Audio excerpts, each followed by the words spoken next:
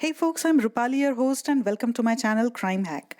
We are listening to the story Mystery of the Catacombish Tunnels. I would be publishing a new episode every Monday, Wednesday, and Friday, so mark your calendars and let's dive right in. Nayak Brothers and the Mystery of the Catacombish Tunnels by Rupali Rajapadhe Roti, Part 5. Aakash was beaten up just one day after Valentine's, so his friends Raj and Sandy are discussing if he had gotten involved with the girl Priya to attract trouble of this magnitude.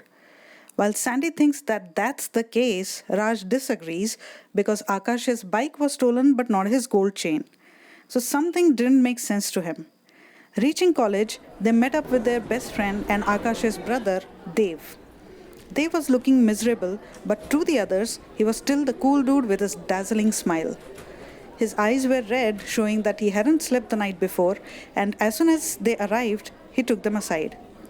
I need a favor, Dave stated in a hushed tone. Don't worry, we'll help you complete your journal, Raj assured, and Dave looked baffled at first. Slowly, his eyes widened. Oh shit, I forgot all about that. Going into a sudden frenzy, he pulled the journal out of his bag and, holding Raj by his arm, scurried to the nearest aisle. Raj wailed, Please, Dave, let's at least not do this on the highway. The aisle was no less risky. Come on, crybaby. Half our nation's students study by the streetlights. This aisle's at least in a college. Raj grimaced. There goes my first lecture.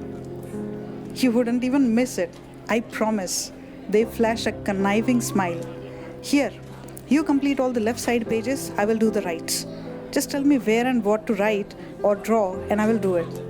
Raj and Dev got busy wrestling with each other, pulling the journal this way and that to finish their side of the paper, while Sandy took care of the stationery and distractions for them. He sharpened their pencils, fetched the sole rubber, which flew time and again through the air as the men at work snatched it from each other's hands, and also handled their friends who came to either say hi or to watch the little circus. Amazingly, the journal was finished within minutes, and the boys took a breather. Oh man, Dave sighed. No wonder the outsourcing business is flourishing. There's so much demand. Soon Dave grew serious again. By the way, the favor I was going to ask you wasn't about the journal completion. He lingered. Then what? Raj coaxed. Would you try and find out who did this to my brother and why? I know the police have been informed.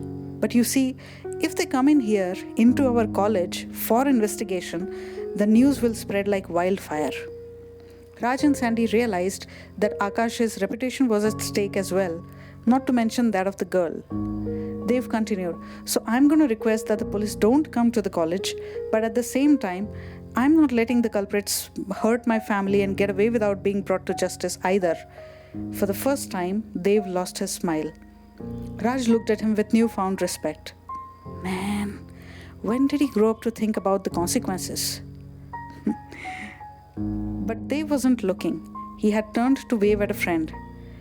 I know that if anybody could help me right now, it is you two. He looked back at them. I know you can work on this better than anyone else, and we can still manage to keep this a secret. Raj and Sandy needed no further coaxing.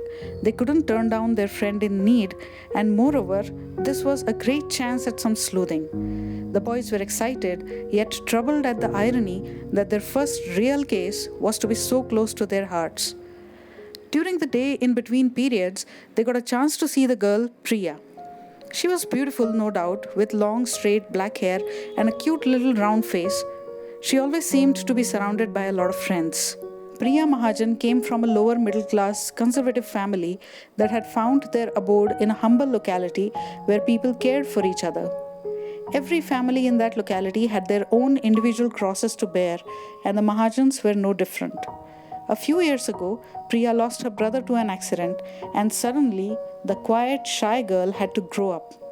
She not only tossed her grief in the basket, but also became cheerful, strong, and considerate for her parents because the loss was too overwhelming for them and someone needed to step in as the mast. So, she did.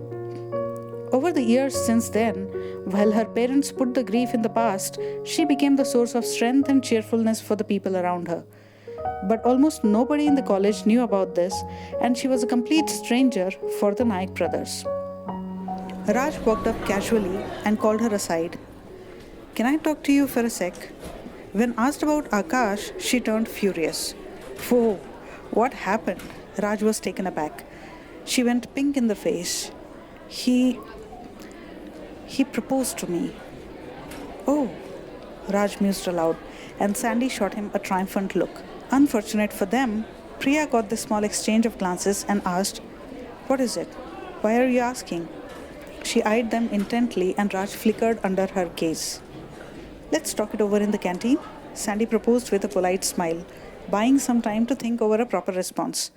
Their mission was to extract as much information from her as possible without divulging anything that could ruin their effort. Moreover, for all they knew, she or her family could have been behind the beat up. In the canteen, while Sandy went to place an order, Raj and Priya took seats. So, you two are friends of Aakash, huh? She asked, and Raj assumed a guarded stance. Would they be next on the beating list now? Nevertheless, he nodded, trying to look as normal and relaxed as possible, produced a smile even. Well, being his friend, it's difficult to believe he did such a thing. I mean, he's like the racehorse with those things around the eyes. Raj placed his open palms about his face so as to block the side views and then flashed an awkward smile. You know what I mean? Graduation, post graduation, dad's business, arranged marriage, business, grandkids, retire, and then go to heaven, he gulped.